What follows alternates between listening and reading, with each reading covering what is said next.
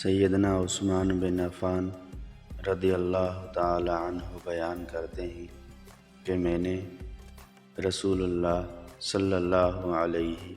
وآلہ وسلم کو فرماتے ہوئے سنا،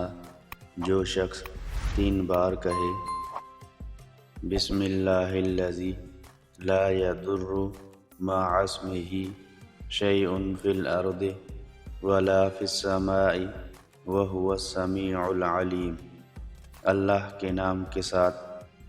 جس کے نام کے ساتھ زمین و آسمان میں کوئی چیز نقصان نہیں پہنچاتی، اور وہی سننے والا اور خوب جاننے والا ہے،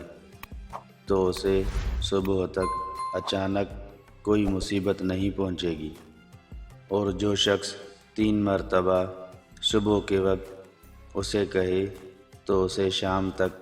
اچانک کوئی مصیبت نہیں پہنچے گی۔